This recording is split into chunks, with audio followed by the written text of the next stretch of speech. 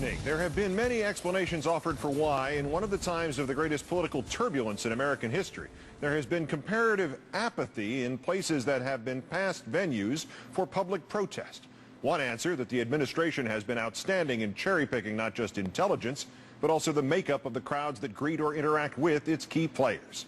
Our fifth story in the countdown, that latter component, the governmental equivalent of the cone of silence from the old TV series Get Smart, this afternoon broke down again for the second time in 6 days. First, the president's lambasting by Stephen Colbert at the White House Correspondents' Dinner, and now today's vivisection of Defense Secretary Rumsfeld, with only Rumsfeld's own words as weapons at a speech in Atlanta. One of several interchanges with critics, in this case a former CIA analyst, lasting 4 minutes. Here it is in its entirety with fact checks. I'm Ray McGovern, a 27-year veteran of the Central Intelligence Agency and co-founder of Veteran Intelligence Professionals for Sanity. I would like to compliment you on your observation that lies are fundamentally destructive of the trust that government needs to govern. A colleague of mine, Paul Pillar, who is the top agency analyst on the Middle East and on counterterrorism, accused you and your colleagues of an organized campaign of manipulation. Quote, I suppose by some definitions could you get to your question, that'd be please? called a lie. Atlanta, September 27, 2002, Donald Rumsfeld said, and I quote, there is bulletproof evidence of links between al-Qaeda and the government of President Saddam Hussein. Was that a lie, Mr. Rumsfeld, or was that manufactured somewhere else? Because all of my CIA colleagues disputed that, and so did the 9/11 Commission. And so I would like to ask you to be upfront with the American people.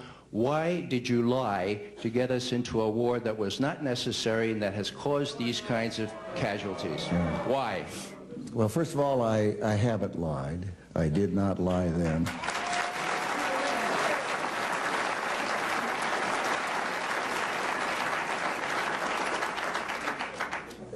Colin Powell didn't lie. He spent weeks and weeks with the Central Intelligence Agency people and prepared a presentation that I know he believed was accurate. And he presented that to the United Nations. The president spent weeks and weeks with the Central Intelligence people, and he went to the American people and made a presentation. I'm not in the intelligence business. They gave the world their honest opinion. It appears that there were not weapons of mass destruction there. You said you knew where they were. I did not. I said I knew where suspect sites were, and we were just... You said you knew where they were, near Tikrit, near Baghdad, and northeast, south, and west of there. Those are your words. My words were that... No, wait a minute. Let him stay 1 second. Just a second. Just a second, indeed. Rumsfeld's words about WMD, March 30th, 2003, on ABC's This Week with George Stephanopoulos, were, quote, we know where they are. They're in the area around Tikrit and Baghdad and east, west, south, and north somewhat. This is America, huh? Yeah. Go ahead. You're getting plenty of play, sir. I'd just like an honest answer. I'm giving it to you. We're talking about lies, and your allegation that there was bulletproof evidence of ties between al-Qaeda and Iraq. Did Rumsfeld make that allegation? Indeed, he did. September 27th, 2002, to the Chamber of Commerce, right there in Atlanta, quoting, we ended up with 5 or 6 sentences that were bulletproof. We could say them, they're factual, they're exactly accurate. They demonstrate that there are, in fact, al-Qaeda in Iraq. But they're not photographs, they're not beyond a reasonable doubt. Still, Mr. Rumsfeld again had to face his own words quoted back to him. How to do that? Change the subject.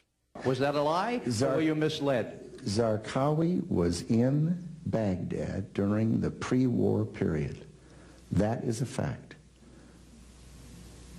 Zarqawi? He was in the north of Iraq in a place where Saddam Hussein had no rule. That's where he was. He was also in Baghdad. Yeah, when he needed to go to the hospital. Come on, these people aren't idiots. Yes. They know the story. You are let me give you an example. It's easy for you to make a charge, but why do you think that the men and women in uniform every day when they came out of Kuwait and went into Iraq put on chemical weapon protective suits? Because they liked the style? They honestly believed that there were chemical weapons. Saddam Hussein had used chemical weapons on his own people previously. He'd used them on his neighbor, the Iranians, and they believed he had those weapons. We believed he had those weapons. That's what we call a non sequitur. It doesn't matter what the troops believe. It matters what you believe. I think, Mr. Secretary, the debate is over. We have other questions, courtesy to the audience. In the aftermath of that, let's take the political temperature with Newsweek's White House correspondent Richard Wolff. Richard, good evening. Keith, good evening. In the parlance of sports, Mr. Rumsfeld got faced this afternoon, posterized, forced to deny his own words. Was that a make-or-break moment both for him and his critics? Well, Rumsfeld will survive this. I mean, look, if he can survive a war that's gone the way it's gone, then he can survive some rough questioning. But a couple of things are interesting here, not just the discrepancy between what he said and what he's previously said, but, you know, the dynamic in the Pentagon briefings is much more jokey. Don Rumsfeld can play the matinee star, as the president likes to call him, and get away with it. He couldn't do that here, and I think we saw that when he was questioned by the troops in Kuwait about armor. And what you're seeing here is, I mean, there's so many levels of disingenuousness. He says he's not in the intelligence business. Well, of course, the Defense Department is in the intelligence business. It has a big intelligence community of its own, and it was gathering its own case about al-Qaeda in Iraq, which it handed to Colin Powell. The way he hides behind Colin Powell, I think, will bring a wry chuckle to the face of the former Secretary of State. Not in the intelligence business might have been a Freudian slip more than an accurate description, but when somebody goes out there and blithely denies that they said such and such a thing, and the exact thing is on tape and on the public record, how can that not result in some kind of political fallout or even disaster? I mean, charitably, it's dementia, and not charitably, it's lying. Yeah, absolutely. But, you know, he can't claim the dementia defense. I think in another part of the questioning, he cited, with perfect recall, a New York Times headline from 2001. So that's going to be tough for him to say he's just an old guy.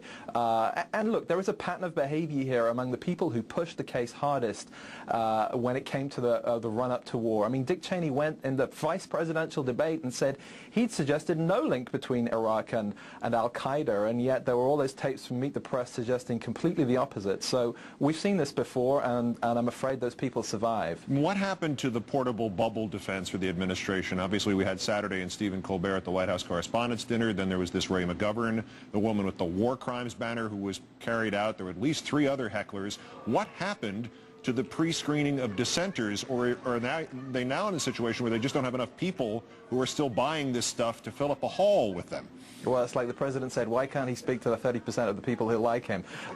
You know, there just aren't enough people out there right now. And of course, the administration, to their credit, recognize that they have to reach out beyond their base and try and get into real-life situations. But real-life situations puts them there with people who are critical. And, you know, I mean, you can run, but you can't hide. These questions are out there. Public opinion has pretty much turned on the case for war and on the justification for war, and you can't escape it. Was this event ultimately, or is it too early to judge whether this might be a tipping point? Because, I mean, even a year ago, this would have gotten some cursory coverage in most places. Tonight, this was the lead story on 2 of the 3 network evening newscasts ahead of the Moussaoui sentencing. You know, I think it's just the look on Rumsfeld's face. It's that unsettling thing, as if he wasn't prepared for a hostile question like that. You know, it's a moment for Rumsfeld to actually face up to things, and I think that's the moment for him. It's not what the president does. It's when reality strikes like that. Richard Wolff, White House correspondent at Newsweek magazine. As ever, great thanks for joining us tonight. Anytime. If the long afternoon for Donald Rumsfeld 2006 at the hands of the words of Donald Rumsfeld 2003 and Donald Rumsfeld 2002 is indeed a political tipping point, as it might seem, one part of the body politic will be screaming, it's about bloody time. The Internet, where a little goes a long way, and an issue not necessarily at the front of the collective American mind can be turned into a blunt object that can be repeatedly hit over the collective American head. Ask Stephen Colbert. Ask our correspondent, Dawn Fratangelo.